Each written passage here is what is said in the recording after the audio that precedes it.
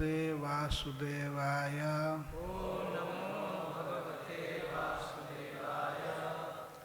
ओम नमो भगवते वासुदेवाय। ओम नमो भगवते वासुदेवाय।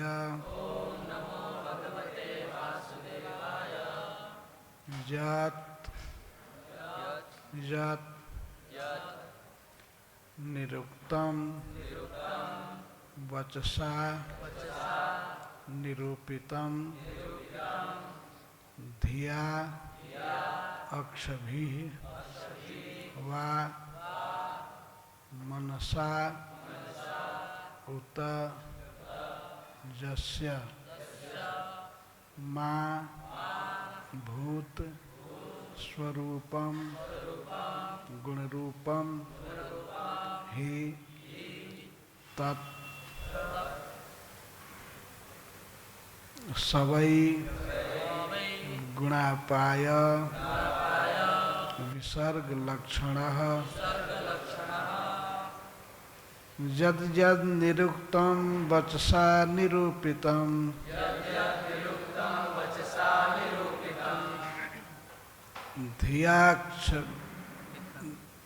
धियाक्षभिर्वा मनसोतजस्य मा भूत स्वरूपं गुणरूपं हि तत्तत् सवै गुणापाय विसर्ग लक्षणः यद् यद् निरुक्तं वचसा निरूपितं धियाक्षभिर्वा मनसोतजस्य मा भूत स्वरूपं गुणरूपं हि तत्तत् सवै गुणापाय विसर्ग लक्षणः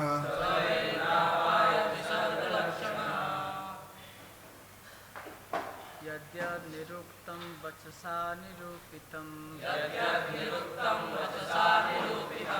धियाक्षभिर्वा मनसोतजस्य मां भूतस्वरूपं गुणरूपं हि तत्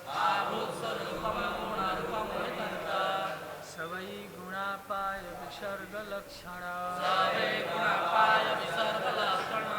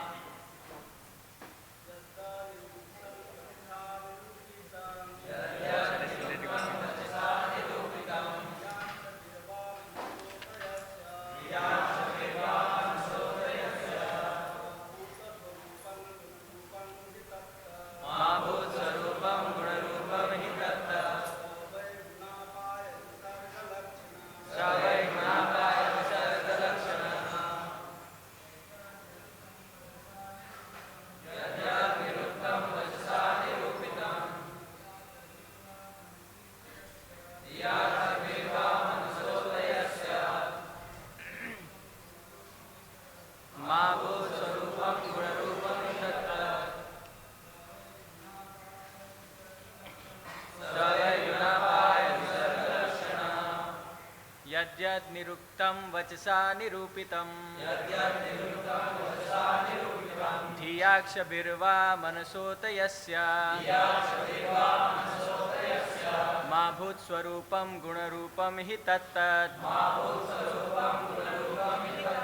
स वै गुणापाय विसर्ग लक्षणः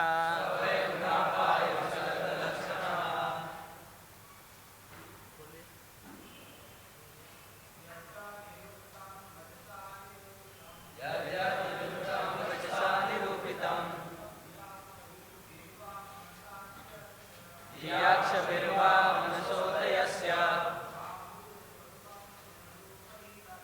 मा भूतस्वरूपं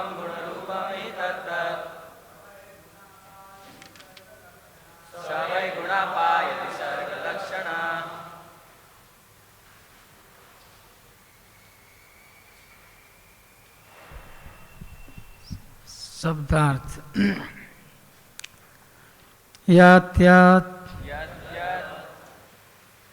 जो भी निरुक्तम कथित वचसा शब्दों से निरूपितम सुनिश्चित धिया तथा कथित ध्यान या बुद्धि से अक्षभे इंद्रियों से वा अथवा मनसा मन से वो निश्चय ही यस्य जिसका मामभूत नहीं हो सकता स्वरूपम भगवान का वास्तविक रूप गुण रूपम तीनों गुणों से युक्त वही निसंदेह तत् वह सह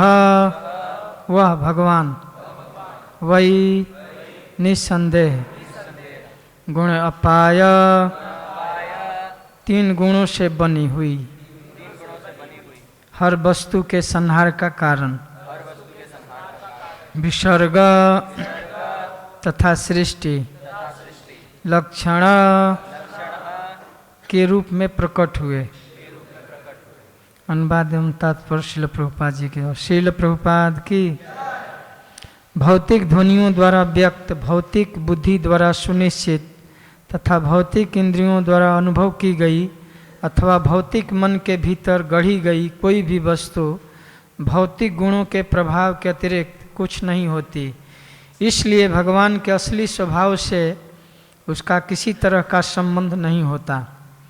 भगवान इस भौतिक जगत की सृष्टि के परे हैं, क्योंकि वे भौतिक गुणों तथा सृष्टि के पूर्व तथा सृष्टि के पश्चात विद्यमान रहते हैं। मैं उन्हें सादर प्रणाम करना चाहता हूँ। दोहराइए। भौतिक ध्वनियों द्वारा व्यक्त, भौतिक वस्तु द्वारा सुनिश्चित तथा भौतिक इंद्रियों द्वारा अनुभव की गई अथवा भौतिक मन के भीतर गढ़ी गई कोई भी वस्तु भौतिक गुणों के प्रभाव के अतिरिक्त कुछ नहीं होती। इसलिए भगवान के असली स्वभाव से उसका किसी तरह का संबंध नहीं होता। भगवान इस भौतिक जगत की सृष्टि के परे हैं, क्योंकि वे भौतिक गुणों तथा सृष्टि के पूर्व तथा सृष्टि के पश्चात विद्यमान रहते हैं। मैं उन्हें सादर प्रणाम करना चाहता हूँ। तात्पर्य, जो व्यक्ति से संबंध नामों, रूपों, गुणों तथा साज सामग्री को गढ़ता है और उन्हें नहीं समझ सकता, क्योंकि वे सृष्टि से परे हैं। भगवान हर वस्तु के सृष्टा हैं, जिसका अर्थ है कि वे सृष्टि के पूर्व उपस्थित थे। दूसरे शब्दों में उनका नाम, रूप तथा गुण भौतिक रूप से उत्पन्न जीव नहीं हैं। वे सदैव दिव्य रहते हैं। अतएव अपने भौतिक मनोरथों, ध्वनियों तथा विचारों से हम भगवान को सुनिश्चित नहीं कर सकते। इसकी व्याख्या अतः श्री कृष्ण नामादि न भवेद ग्राह्यम इंद्रियई श्लोक में हुई है। यहाँ पर प्राचेतस दक्ष ब्रह्म की स्तुति कर रहे हैं। भौतिक सृष्टि के भीतर किसी व्यक्ति की नहीं, एकमात्र मूर्ख तथा धूर्त ईश्वर को भौतिक सृष्टि समझते हैं। इसकी पुष्टि स्वयं भगवान ने श्रीमद् भगवद गीता के 9 अध्याय श्लोक 11 में की है। अवजानन्ति मां मूढ़ा मानुषीम तनुमाश्रितम परम भावम अजानन्तो मम भूत महेश्वरम। जब मैं मनुष्य रूप में अवतरित होता हूँ तो मूर्ख मेरा उपहास करते हैं। ये मुझ परमेश्वर के दिव्य स्वभाव को नहीं जानते। इसलिए मनुष्य को चाहिए कि ऐसे पुरुष से ज्ञान प्राप्त करें जिसके समक्ष भगवान प्रकट हो चुके हों। भगवान के लिए काल्पनिक नाम या रूप निर्मित करने का महत्व नहीं है। श्रीपाद शंकराचार्य निर्विशेषवादी थे। किंतु तो भी उन्होंने कहा नारायण परो अव्यक्तात्, नारायण या भगवान इस भौतिक जगत के व्यक्ति नहीं हैं। हम नारायण को भौतिक उपाधि नहीं प्रदान कर सकते। जैसा कि मूर्ख लोग दरिद्र नारायण बोलते समय करने का प्रयास करते हैं। नारायण सदैव दिव्य हैं, इस भौतिक सृष्टि से परे हैं। वे दरिद्र नारायण कैसे हो सकते हैं? दरिद्रता इस जगत में पाई जाती है, किंतु आध्यात्मिक जगत में दरिद्रता जैसी कोई वस्तु नहीं है। अतएव दरिद्र नारायण का विचार कोरी मनोकल्पना है।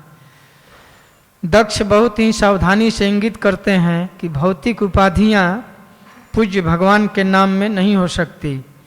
यद यद निरुक्तम वचसा निरूपितम, निरुक्तम द्योतक है कि वैदिक कोश का, निरुक्त द्योतक है वैदिक कोश का। कोई व्यक्ति कोश की अभिव्यक्तियों को चुनने मात्र से भगवान को ठीक से नहीं समझ सकता। भगवान की स्तुति करते समय दक्ष अपनी पूजा के लिए भौतिक नामों तथा रूपों को विषय वस्तु नहीं बनाना चाहते, प्रत्युत वे भगवान की पूजा करना चाहते हैं जो भौतिक कोशों तथा नामों की सृष्टि के पहले विद्यमान थे। जैसा कि वेदों में पुष्टि की गई है, यतो वाचो निवर्तन्ते अप्राप्य मनसा सह, भगवान के नाम रूप गुण तथा सात सामग्री को भौतिक कोश द्वारा सुनिश्चित नहीं किया जा सकता। किंतु यदि कोई व्यक्ति भगवान को समझने के दिव्य पद तक पहुंच जाता है तो वह प्रत्येक वस्तु से, चाहे वो भौतिक हो अथवा आध्यात्मिक, भली भांति परिचित हो लेता है। इसकी पुष्टि दूसरे वैदिक मंत्र में हुई है, तमेव विदित्वा अति मृत्युमेति। यदि कोई व्यक्ति भगवान की कृपा से किसी तरह भगवान की दिव्य स्थिति को समझ लेता है तो शाश्वत बन जाता है। इसकी और आगे पुष्टि स्वयं भगवान ने श्रीमद् भगवद गीता के अध्याय 4 श्लोक 9 में की है। जन्म कर्म च मे दिव्यम एवं यो वेति तत्वतः त्यक्त्वा देहम पुनर्जन्म नैति मामेति स्व अर्जुन। हे अर्जुन, जो मेरे आविर्भाव तथा कर्मों की दिव्य प्रकृति को जानता है वह इस शरीर को छोड़ने पर इस संसार में पुनः जन्म नहीं लेता, अपितु मेरे सनातन धाम को प्राप्त होता है। भगवान को केवल समझ लेने से मनुष्य जन्म मृत्यु जरा व्याधि से परे चला जाता है।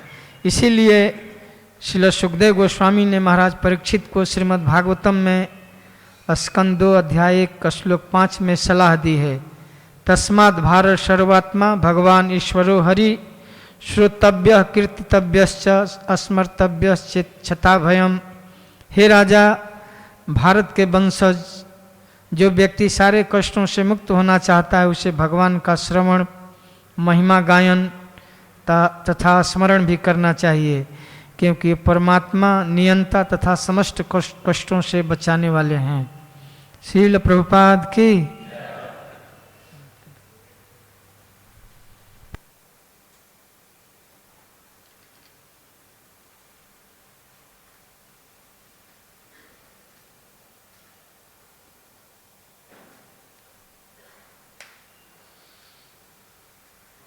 इस श्लोक में, इसके तात्पर्य में श्रील प्रभुपाद प्राचेतस दक्ष का उल्लेख कर रहे हैं। 2 दक्ष हैं, एक ब्रह्मा जी के पुत्र दक्ष जिनकी 16 पुत्रियां थीं, जिनका विवाह धर्म प्रजापति से, अग्निदेव से और भगवान शिव से हुआ था। भगवान शिव से उनकी छोटी बेटी का विवाह हुआ था जिसका नाम सती था। तो सती का अपमान करने से वो पिता के यज्ञ में ही अपना शरीर छोड़ दी, उससे कोई संतान नहीं हुई। और बाद में भगवान शिव उस यज्ञ में बहुत विघ्न के, यहाँ तक कि दक्ष प्रजापति का वध कर दिए वीरभद्र के द्वारा, और जिलाए भी तो कह दिए कि दक्ष का मस्तक बकरे का होना चाहिए।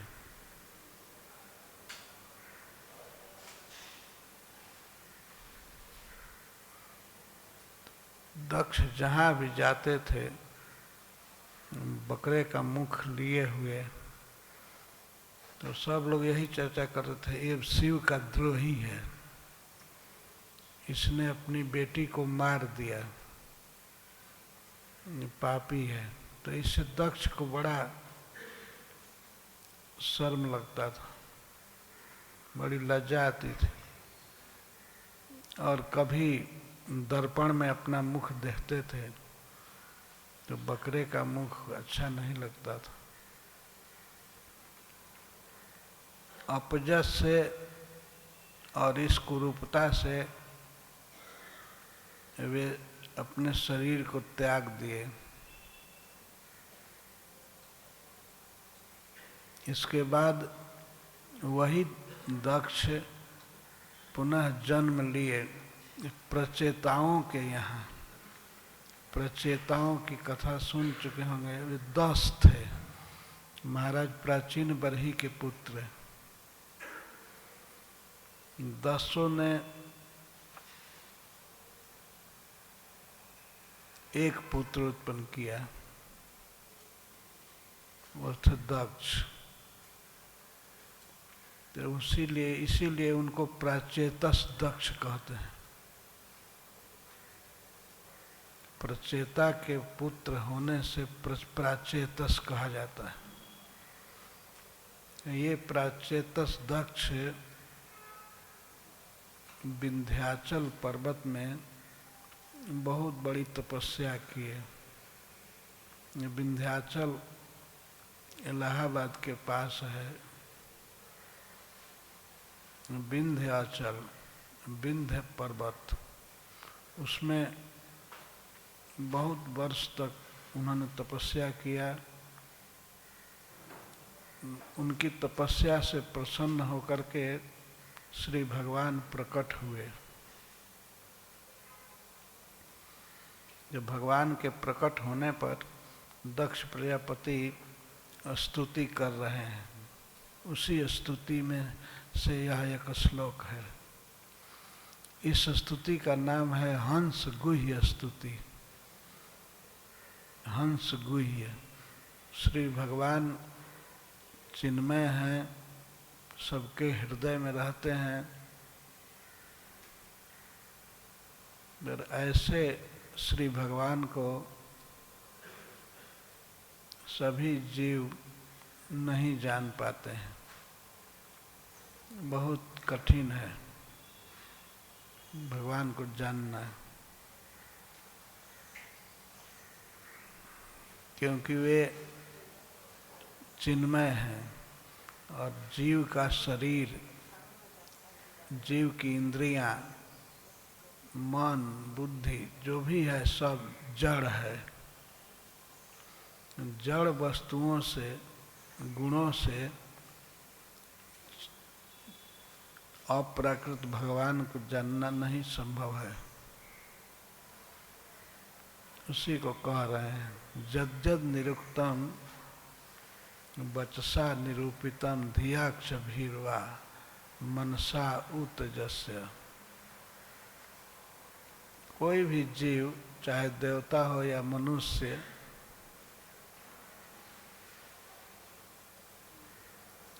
जो जो वस्तु बोलता है शब्दों से, यद्यद निरुक्तम वचसा, वाणी से जो जो बोलेगा तो वह भौतिक ही बोल सकता है।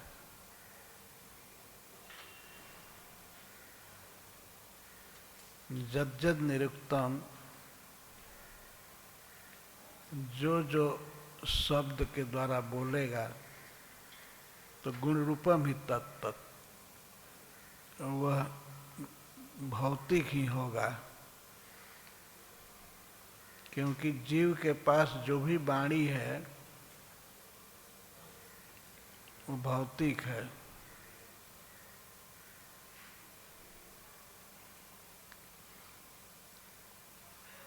अपनी बुद्धि से, अपनी इंद्रियों से कोई भगवान को नहीं पा सकता। यह वर्णन है श्रीमद् भागवतम में। सबसे बड़े विद्वान श्री ब्रह्मा जी भगवान को खोज रहे थे अपनी बुद्धि से। जब उनकी सृष्टि हुई, भगवान के नाभि से कमल निकला और कमल पर ब्रह्मा जी उत्पन्न हो गए।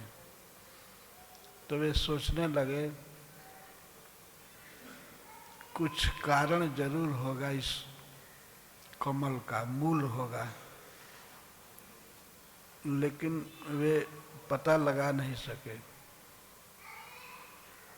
बहुत विचार कर रहे थे, केवल जल भरा हुआ था और हवा चल रही थी, बहुत जोर की आंधी चल रही थी, कमल हिल रहा था बार बार। ब्रह्मा जी ऐसी स्थिति में थे कि लगता था कि वे गिर जाएंगे समुद्र में। जो सोचने लगे क्या आधार है, ये माला सहस नाम मत पहनाई।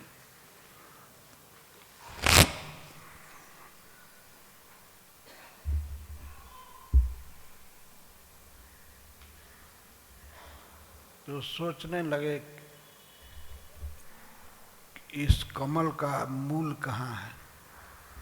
तो ब्रह्मा जी में जिज्ञासा हुई कमल के मूल को पाने की, लेकिन ब्रह्मा जी खोजना चालू किए। लाखों वर्ष तक खोजते रहे कमल के नाल में जा करके, लेकिन वे भगवान के नाभि तक नहीं पहुंच पाए। भगवान के सुंदर रूप को देख नहीं पाए।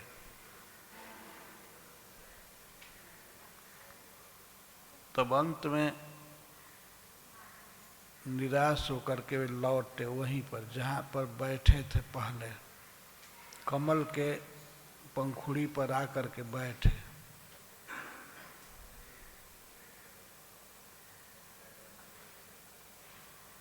और चित्त को समाहित करके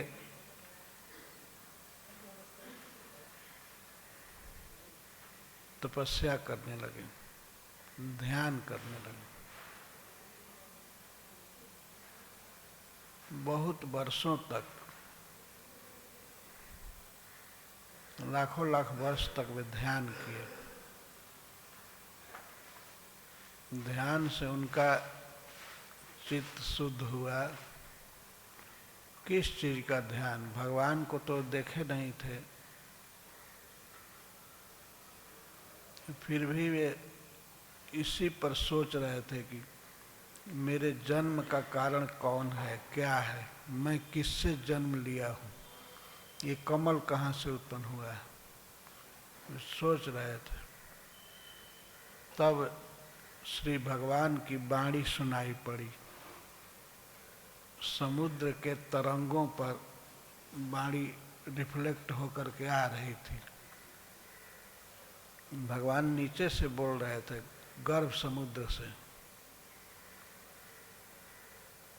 उन्होंने इतना ही कहा, तप तप। तय और प को 2 बार भगवान ने कहा, तो इसका अर्थ समझ गए, तप करो, तप करो, तपस्या करो, तपस्या करो। तो ब्रह्मा जी में सहज सद्भावना थी। ब्रह्मा जी तप करने लगे पुनः।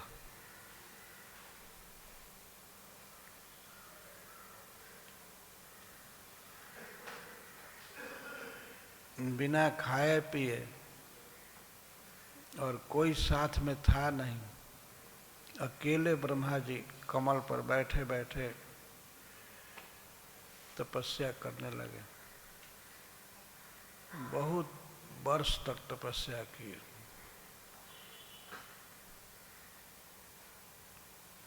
तो उस तपस्या से प्रसन्न होकर श्री भगवान पहले अपने वैकुंठ धाम का दर्शन कराए ब्रह्मा जी को, और उस वैकुंठ में फिर अपना स्वरूप दिखलाए। कहाँ? मन में। ब्रह्मा जी ने देखा वैकुंठ और वैकुंठेश्वर श्री भगवान। इसके बाद उन्होंने ये भी देखा कि वैकुंठ की अधीश्वरी श्री लक्ष्मी जी विराजमान है। भगवान के पार्षदों को भी देखा उन्होंने। तो भगवान को देख करके वे बहुत प्रसन्न हुए। भगवान के लाल लाल चरणों के पास वे मस्तक झुकाए रहे। तब श्री भगवान ने अपने कर कमल से ब्रह्मा जी का पानी ग्रहण किया, हाथ पकड़ा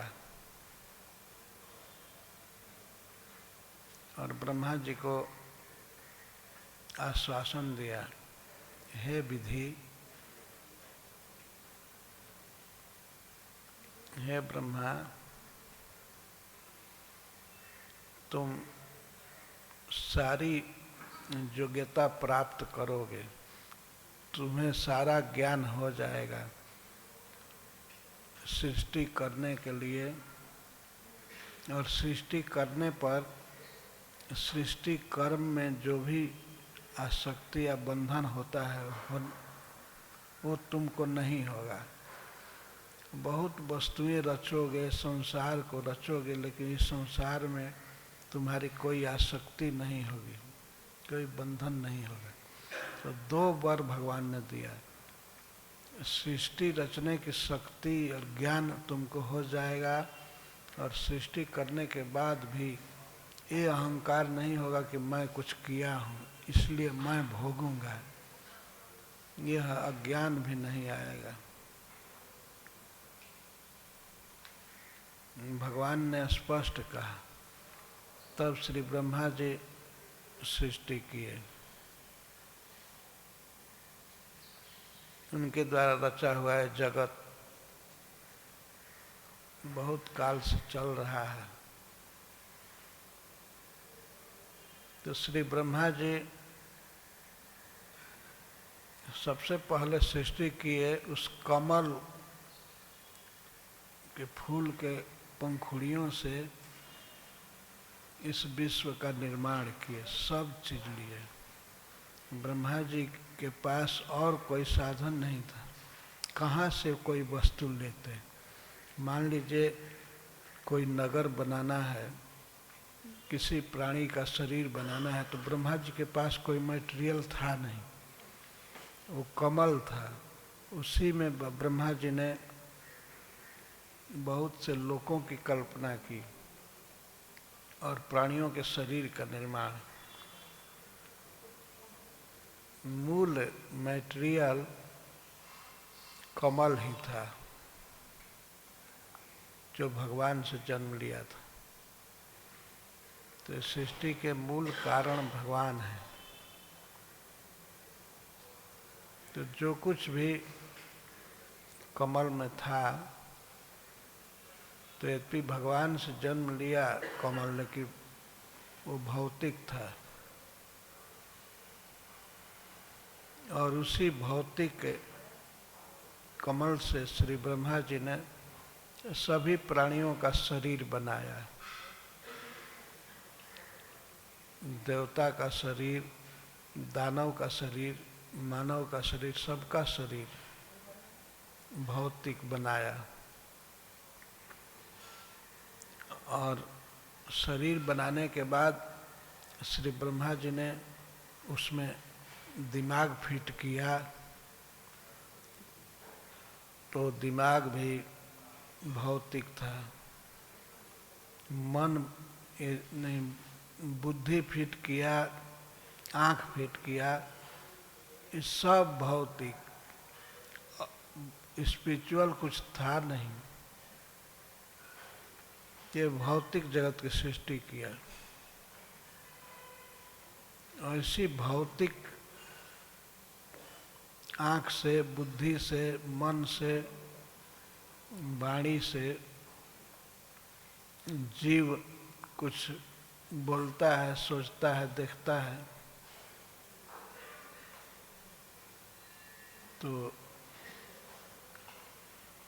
वो जो कुछ बोलता है, देखता है, सुनता है, वो भौतिक होता है, उसका भगवान से कोई लेना देना नहीं, भगवान दूर रहते हैं।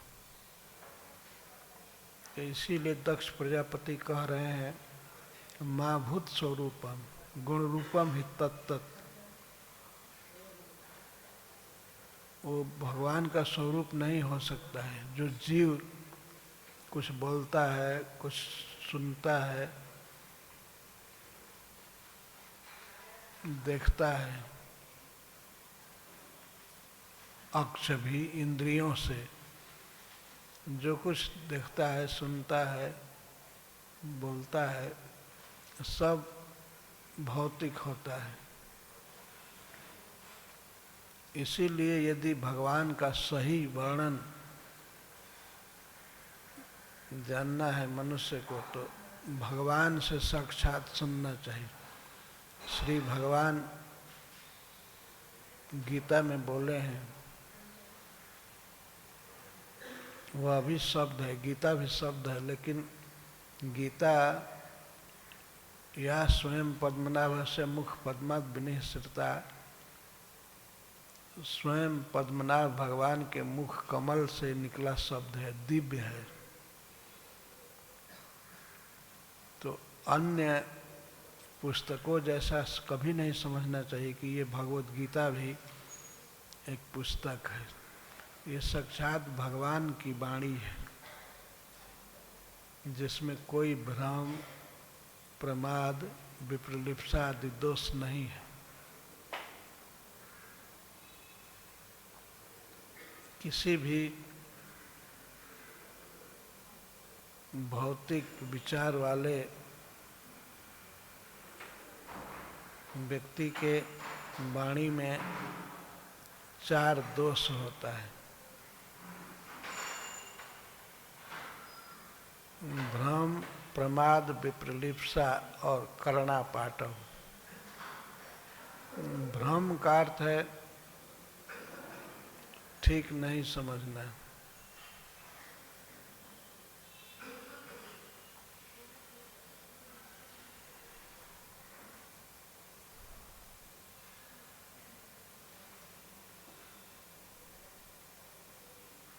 जैसे देह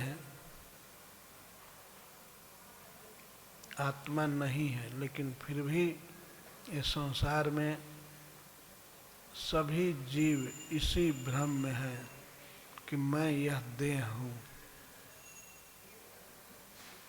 देह से पृथक अपनी स्थिति को वो समझ ही नहीं पाता। दूसरा दोष है प्रमाद। यदि कोई कुछ लिखने चले तो निश्चित ही वो भूल करेगा। हम लोग देखते हैं अपने ही लिखे हुए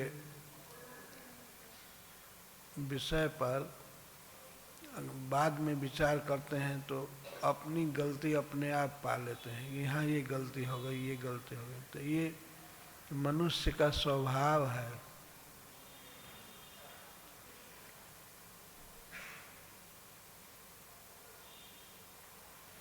भूल करना ये जीव मात्र का स्वरूप है। भूल होगी।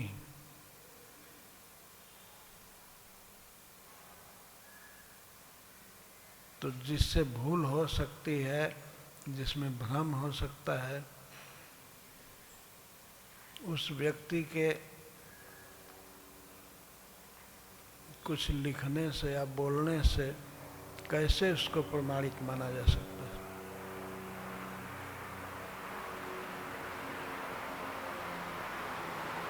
और एक दोष है विप्रलिप्सा। विप्रलिप्सा का अर्थ है प्रलिप्सा। प्रत्येक जीव को इस संसार में इच्छा होती है सम्मान पाने की या पैसा प्राप्त करने की। तो कोई ग्रंथ लिखता है तो उसके पीछे उसका यही आशय होता है कि हमारा नाम बढ़ना चाहिए।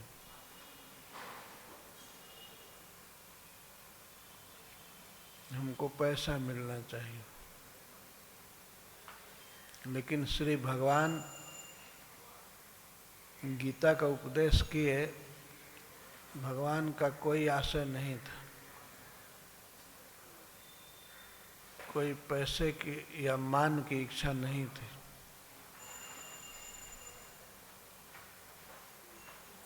सहज हित के लिए अपने सखा अर्जुन के बहाने भगवान चाहते थे सारे जगत को ज्ञान दें। तो इस शुद्ध भावना से जीवों के परम हितैषी के रूप में भगवान ने प्रवचन किया।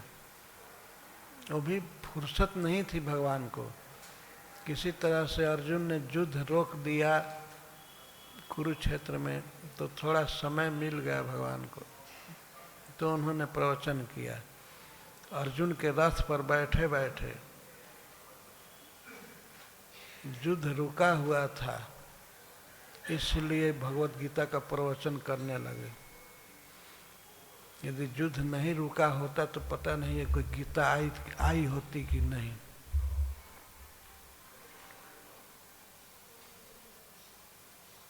तो सहज शुद्ध भावना से जीवों का हित करने के लिए, विशेष करके मनुष्यों का हित करने के लिए श्री भगवान ने कृपा पूर्वक कुछ बोल दिया, जिसे भगवत गीता कहते हैं।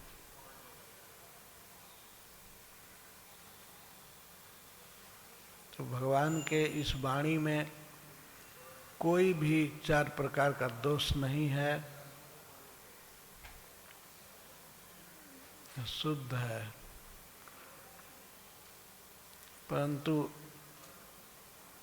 अन्य मनुष्यों के द्वारा जो भी लिखे गए ग्रंथ हैं,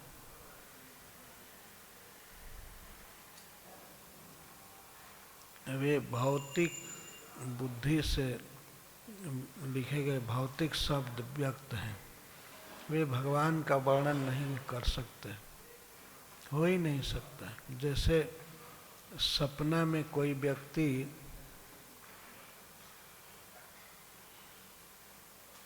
कुछ बोले या देखे या खाए तो वास्तविक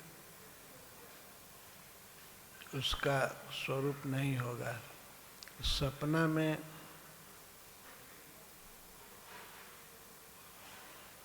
यदि कोई खा रहा है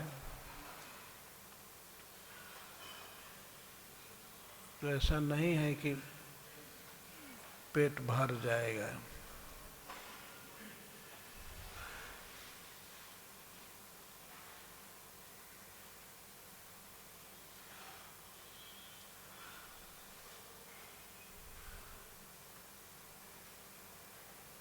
इसी तरह से इस भौतिक जगत में कोई कुछ बोल रहा है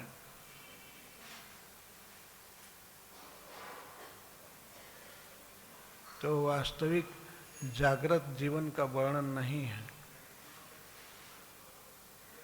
दक्ष प्रजापति कह रहे हैं कि जज्जद निरुक्तम वत्सा निरूपितम धियाक्षभिर। धिया बुद्धि से या अक्ष भी इंद्रियों से जज्जद निरूपितम, जो भी निरूपण करता है व्यक्ति, गढ़ता है, वह गुण रूपम ही तत्, वह भौतिक ही होता है।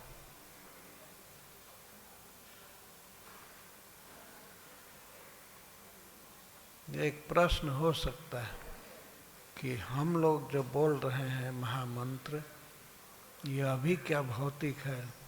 नहीं।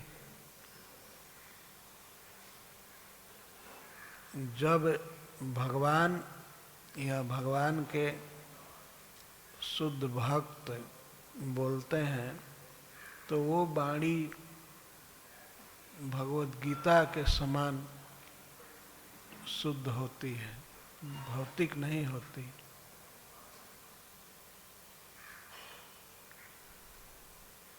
यदि ऐसी बात होती कि हम भगवान के विषय में न सुन सकते हैं न बोल सकते हैं, तो श्रील सुखदेव गोस्वामी क्यों ये कह रहे हैं कि भगवान के विषय में सुनना चाहिए, गाना चाहिए, ध्यान करना चाहिए। श्रील प्रभुपाद जी कोट करते हैं, तस्मात् भारत सर्वात्मा भगवान ईश्वरो हरि श्रोतव्य कीर्तितव्य स्मर्तव्य चेष्टा भय। हे परीक्षित, भगवान के विषय में सदा सुनना चाहिए, सदा स्मरण करना चाहिए, कीर्तन करना चाहिए।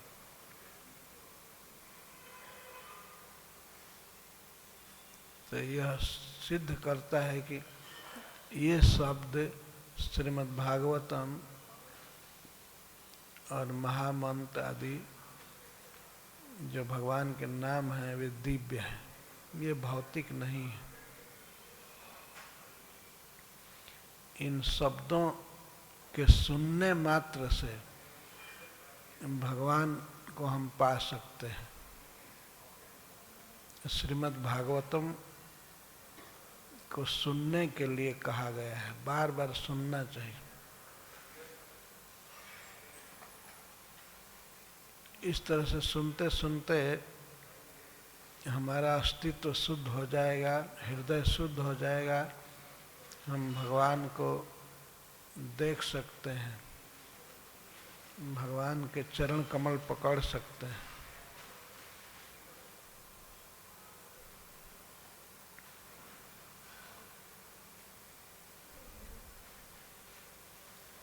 दक्ष प्रजापति के ये सब श्लोक निराश करने के लिए नहीं है, वे स्वयं भगवान को देख रहे हैं और इनके कहने का आशय है कि जो कोई भी भगवान के बताई हुई विधि से भगवान के भक्तों के पथ पर उनका अनुसरण करते हुए चलता है तो उसे भगवान मिलते हैं, अन्यथा भौतिक अटकल से भगवान नहीं मिलते हैं, उनका वर्णन भी नहीं हो सकता है।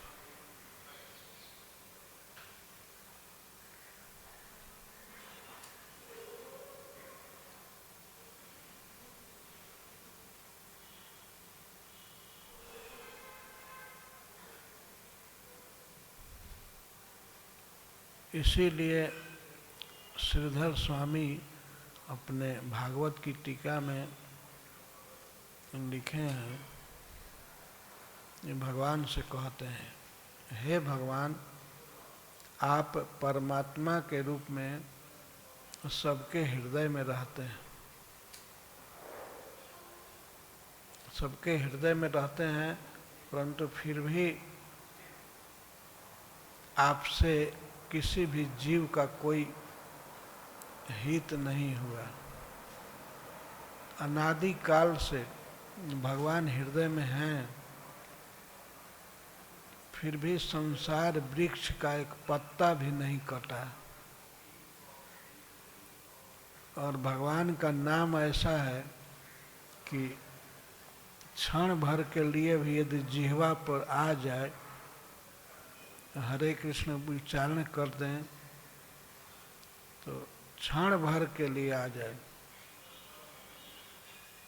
तो अनादि संसार वृक्ष को ये उखाड़ कर फेंक देता है, जीव का जन्म मरण मिट जाता है। तो एक तरफ भगवान का नाम है और एक तरफ भगवान है।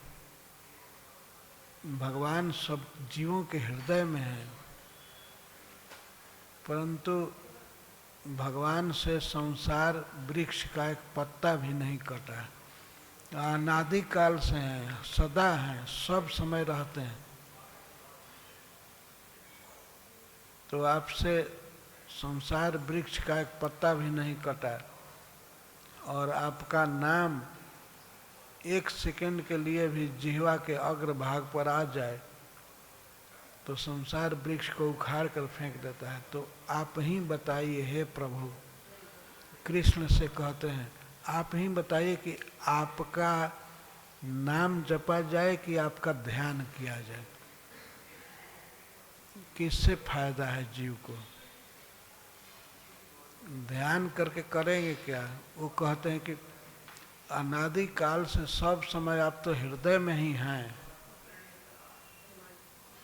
उससे कोई लाभ नहीं हुआ। और आपका नाम जिह्वा पर आता है तो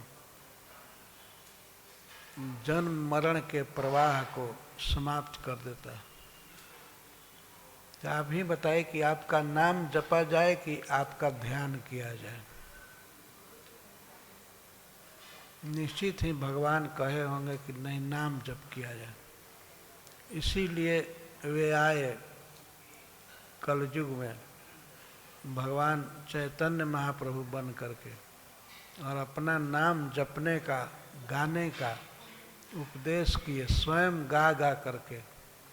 हरे कृष्णा कृष्ण कृष्ण हरे हरे राम हरे राम। तो यही करना है, यही साथ देगा। भगवान नहीं साथ देंगे, भगवान का नाम साथ देगा। सब समय यही गाना चाहिए, यही सुनना चाहिए। हरे कृष्णा कृष्ण कृष्ण हरे हरे राम राम हरे।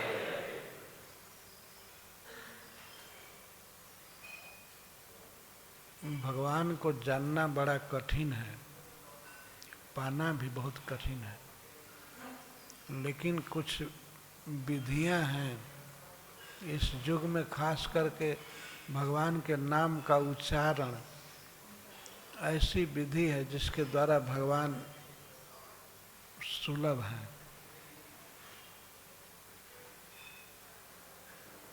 तो सारा आशा भरोसा छोड़ करके भगवान का नाम जपना चाहिए। भगवान चैतन्य महाप्रभु इस जगत में नदिया जिले में नवद्वीप नगर में प्रकट हुए।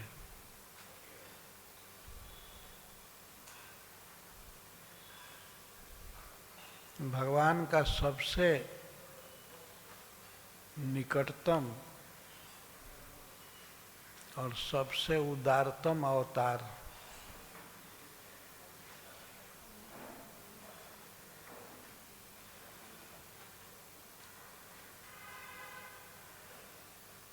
यही सिखाने के लिए हूँ। तो सबसे बड़ा धन है भगवान का नाम, और मनुष्य शरीर मिला है। मनुष्य शरीर फिर कब मिलेगा कोई कह नहीं सकता। बहुत बहुत जन्मों के बाद ये शरीर मिला है, और शरीर मिलने के बाद भी इसके नष्ट होने का भय बना रहता है। कभी भी ये नष्ट हो जाएगा। इस शरीर से जो लाभ लेना है, जो कमाई करनी है, वो कमा लेना चाहिए। सबसे बड़ी कमाई है कि इस शरीर से भगवान के नाम को जितना जप सकें जपें। इसके बाद शरीर रहे या नहीं रहे कोई चिंता नहीं। भगवान का नाम कीर्तन करते हुए ये शरीर त्याग करके हम जाएंगे भगवान के पास भगवान नाम के बल से।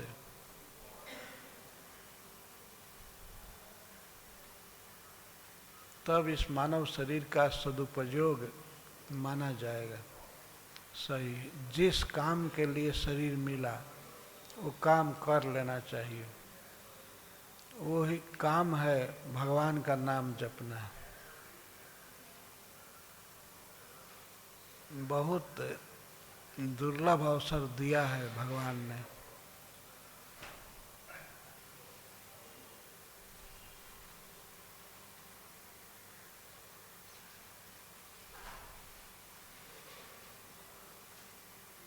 और इस शरीर से यदि भगवान का नाम नहीं जपे तो बहुत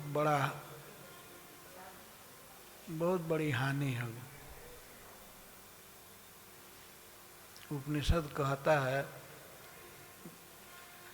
इससे बढ़ करके दूसरी कोई हानि नहीं है। इस शरीर में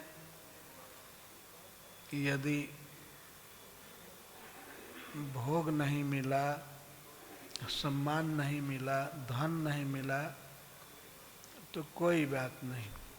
यदि शरीर पा करके कोई भगवान का नाम जप रहा है तो सबसे बड़ा धनी वही है। और धनियों को देख करके मन में नहीं सोचना चाहिए कि ये सौभाग्यशाली है। सबसे बड़ा धनी वही है जिसके पास नाम का धन है, भगवान का नाम।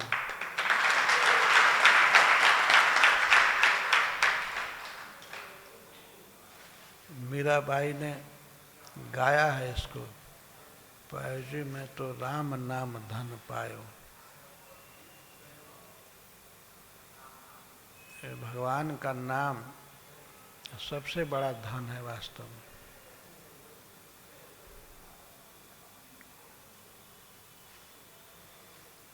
और धन का क्या उपयोग है? इस संसार तक कुछ काम करेगा, वो भी जवानी में। बूढ़ा होने के बाद ये धन भी सब बेकार हो जाते हैं। और यह धन तो इस जीवन के बाद हमारा साथ देगा वैकुंठ में।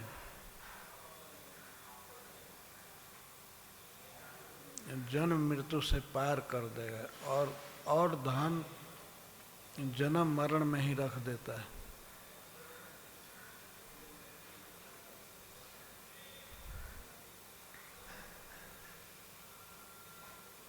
इस जीवन का असली लाभ है मुक्त होना, जन्म मृत्यु से मुक्त होना।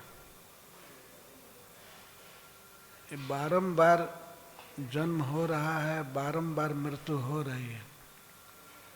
इस शरीर के मरने के बाद भी फिर जन्म रुकेगा नहीं,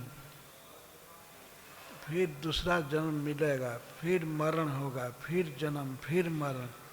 इस तरह से जीव फंसा हुआ है जन्म मृत्यु की श्रृंखला चलती रहते। जहाँ जन्म है वहाँ मृत्यु है, जहाँ मृत्यु है फिर जन्म लेना है। तो ये कब रुकेगा ये प्रवाह? अगर मनुष्य शरीर में हम जन्म मृत्यु के प्रवाह को नहीं रोक पाए तो कब रोकेंगे? भगवान की भक्ति से जन्म मरण के रिपीटिशन को बंद कर देना चाहिए। नहीं तो फिर ये चांस कब मिलेगा कुछ कहा नहीं जा सकता।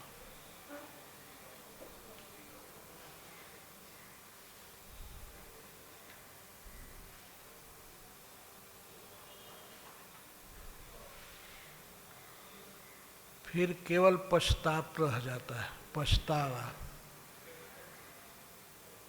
मैं मनुष्य शरीर पा करके भगवान का भजन नहीं किया, भगवान का नाम जप नहीं किया, हाय रे अब क्या होगा, पछतावा होता है।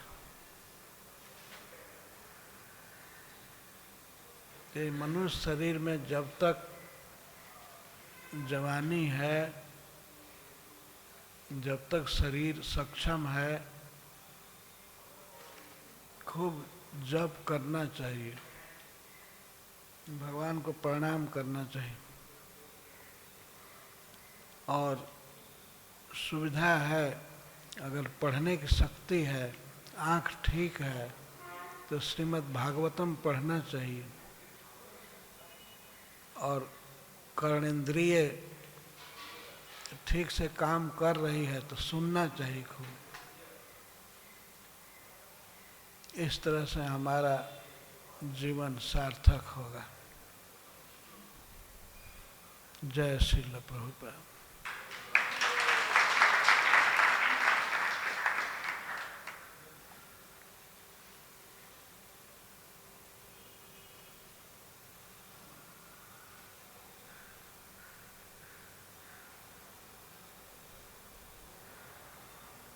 प्रश्नाचार्य नहीं है।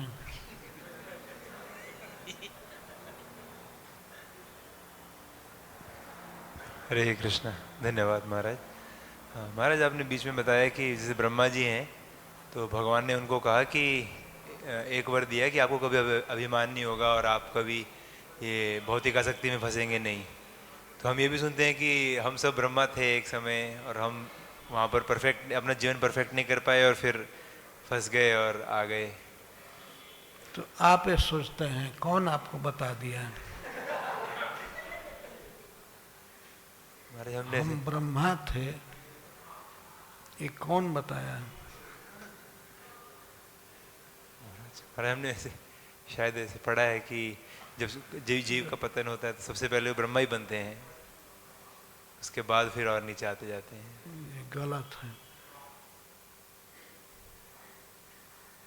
ये जीव ब्रह्मा भी बन सकता है, लेकिन ये ब्रह्मा था पहले। सभी जीव वैकुंठ से गिर करके ब्रह्मा बनते हैं।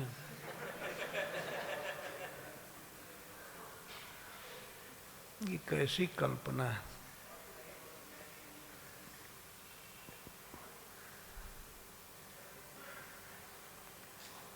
वैकुंठ से गिरे ब्रह्मा जी बने और ब्रह्मा जी से गिर करके सुअर बने, कीड़ा बने।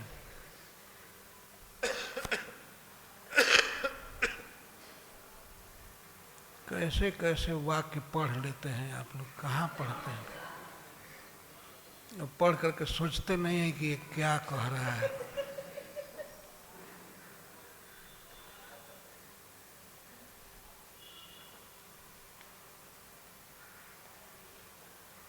बताइए, इन्होंने पढ़ लिया सभी जीव वैकुंठ से गिर करके ब्रह्मा बनते हैं और तब धीरे धीरे सब कीड़े मकोड़े बन जाते हैं।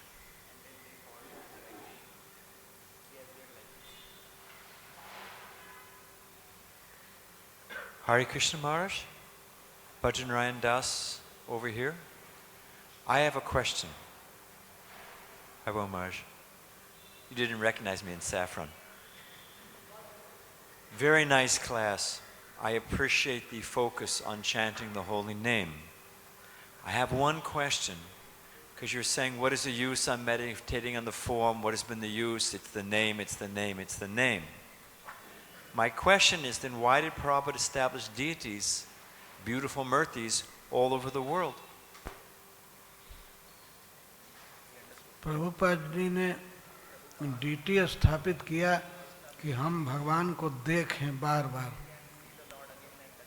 उनकी सेवा करें, सेवा का अभ्यास हो जाए, हाथ से सेवा करें और आँख से भगवान को देखें, चरण से मस्तक तक, मस्तक से चरण तक बारंबार देखें।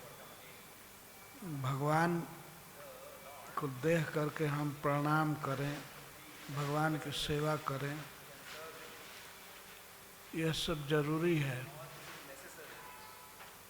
लेकिन हम लोगों की जो स्थिति है इस कलयुग में, भगवान के नाम से ही हमारा निस्तार होगा।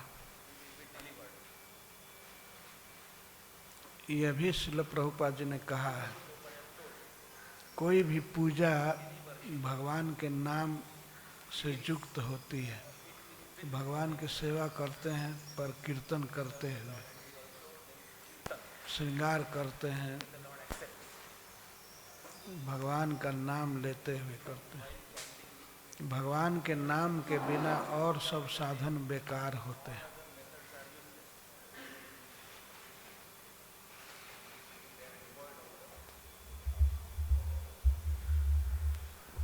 Very good, thank you.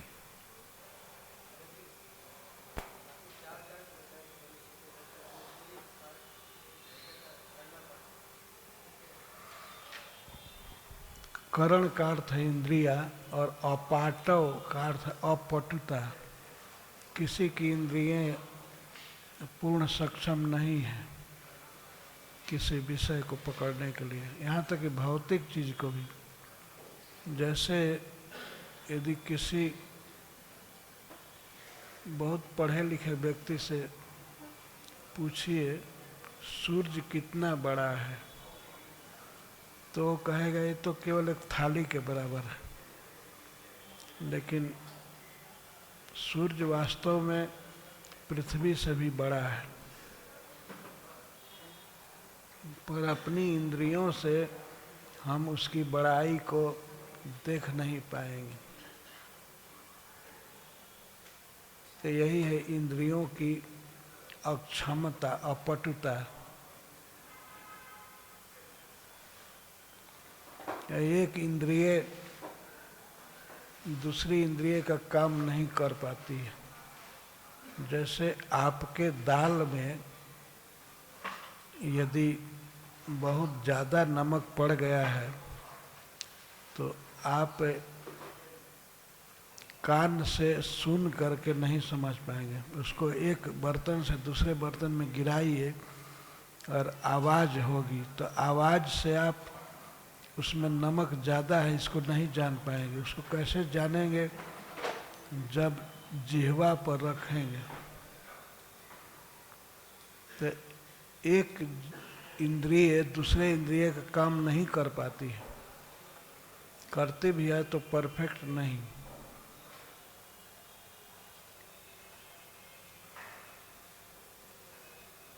यदि ठंडा ज़्यादा है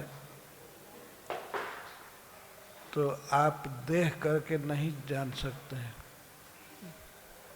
उसके लिए त्वग इंद्रिय की जरूरत होती है। त्वग इंद्रिय बताएगी कि ठंडा ज़्यादा है, यहाँ चादर नहीं है। आँख नहीं बता पाएगी, कान नहीं बता पाएगा। तो यही है इंद्रियों की अपटुता। इसको करण अपाटव कहते हैं। तो ऐसी अपूर्ण इंद्रियों से भगवान का वर्णन नहीं हो पाएगा। जो भी होगा वो अपूर्ण रहेगा। लेकिन भगवान स्वयं अपना वर्णन करेंगे या किसी भी चीज़ का वर्णन करेंगे तो वो पूर्ण होगा, क्योंकि उनकी इंद्रियां सभी विषयों को समझती हैं। सब जगह जा सकता है उनका अनुभव। जैसे यदि हम में से किसी से पूछा जाए कि आप अपने माता के उदर में कितना दिन थे और क्या कर रहे थे, तो ये भी याद नहीं है कि एक दिन था, कितना दिन था और क्या कर रहा था, किस स्थिति में था, चेयर पर बैठा था, क्या कर रहा था, ये तो कुछ भी स्मरण नहीं है। मैं था कि नहीं था ये भी ध्यान नहीं है, है ना। किस दुर्दशा में माँ के पेट में था तो सुन करके जानते हैं। भगवान कपिल देव के वर्णन को तृतीय स्कंध में जो हम पढ़ते हैं तब पता चलता है। एक अनुमान होता है कि मैं भी था, लेकिन डेट कुछ पता नहीं। बाद में दूसरे लोग बताते हैं कि इतना से इतना दिन तक तुम माता के पेट में था, तब थोड़ा अनुमान करते हैं। लेकिन डायरेक्ट कहा जाए अब तुम थे वहाँ माँ के पेट में, तो अपनी स्थिति बताओ, तो कोई ज्ञान है नहीं। और चल दिए लिखने के लिए ग्रंथ।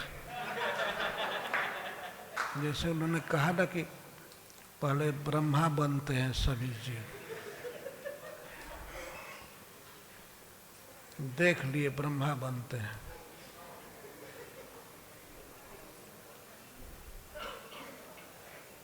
सारा वेद शास्त्र पढ़ करके, भगवान से सुन करके, और फिर इसके बाद गिरे कीड़ा बने या मनुष्य बने। भगवान का ज्ञान प्राप्त करके ब्रह्मा जी तो भगवान के धाम में चले गए, वे भगवान के गुणावतार है। लेकिन ऐसे ही अनुमान किया जाएगा, उसी को दक्ष प्रजापति कह रहे हैं। सब भौतिक होता है वर्णन, भगवान का स्वरूप माँ भूत नहीं होता है। इसीलिए वो सावधान कर रहे हैं कि भगवान के उद्गार या भगवान के भक्तों के द्वारा प्रस्थापित भगवान के श्री विग्रह आदि को देखना चाहिए, ग्रंथ पढ़ना चाहिए। पढ़ने लायक यदि कोई ग्रंथ है तो वो है Bhagavad Gita as it is. वो भगवान की वाणी है और भगवान के भक्त द्वारा उसकी व्याख्या है।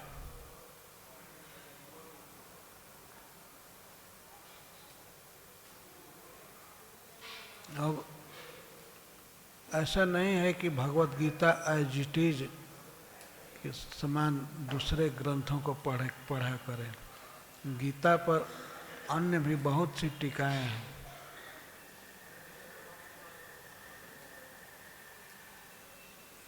मैं गीता भवन कलकत्ता में देखा हूँ, गीता पर 500 टीकाएं रखी हुई हैं वहाँ, लेकिन सब भौतिक ही हैं। Bhagavad Gita as it is ये तो भगवान की वाणी को ठीक ठीक व्याख्यान किया हुआ है।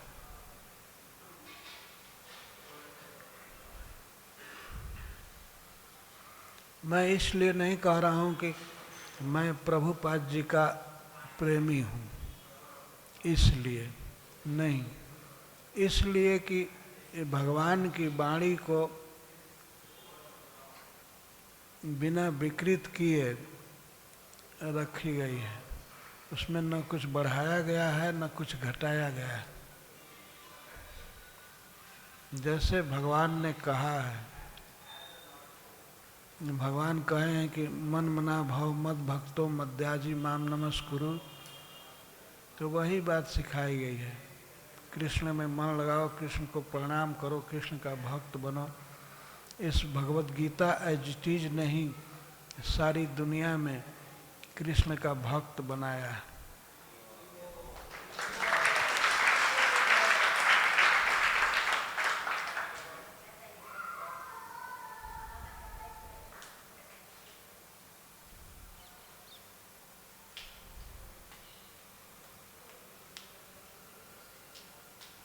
बारंबार पढ़ना चाहिए Bhagavad Gita as it is.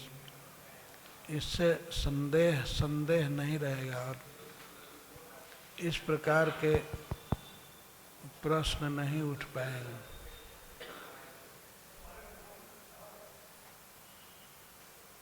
Bhagavad Gita और श्रीमद् भागवतम ये परम शुद्ध भक्त श्रील प्रभुपाद के द्वारा लिखा गया है। यह तो मनुष्य समाज का बहुत बड़ा भाग्योदय है कि ये ग्रंथ मिल रहे हैं।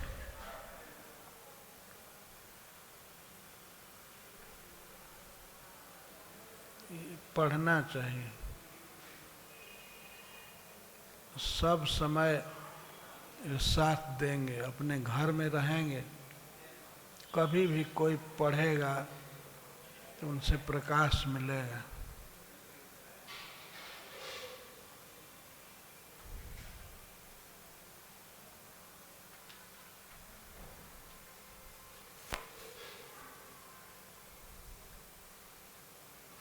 जय श्रील प्रभुपाद। हरे कृष्ण।